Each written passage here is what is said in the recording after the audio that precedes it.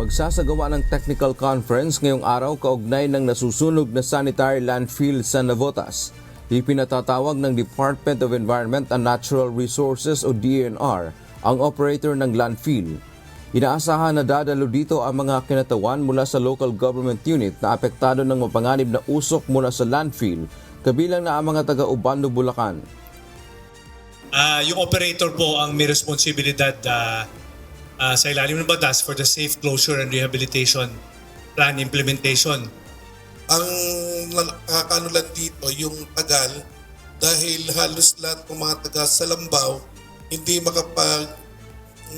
mangisda dahil pagdating ng alas 5, bumababa na yung hanging habagat kung saan kasi pag tumama na yung hanging habagat, ito na po yung nagsasara ng mga daan para hindi mo makita. Kasama sa tinitingnan ng DENR kung ano ang mga pananagutan ng operator tulad ng paglabag sa Clean Air Act at Philippine Clean Water Act.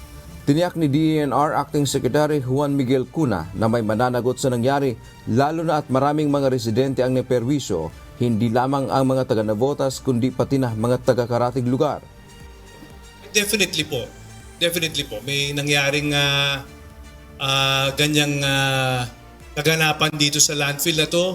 Marami pong naperwisyo, lalo na po sa Navotas saka sa Ubando, Bulacan. And then, siyempre, gaya ng sabi ni admin kanina, they want a copy of the report. So also, they can determine kung anong legal remedies ang pwede namang gawing hakbang ng LGU ng Ubando.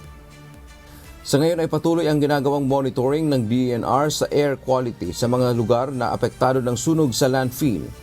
Kumuha na rin sila ng water sample malapit sa landfill para masuri kung mayroon ng kontaminasyon. Ang resulta po nito ay 7 araw pa po. So kahapon po ang nag-sampling. So by next week, malalaman po natin kung anong resulta nito at abisuhan po natin ang publiko. Batay sa inisyal na investigasyon ng kagawaran, bigong ipatupad ng operator ang Safe Closure Rehabilitation Plan.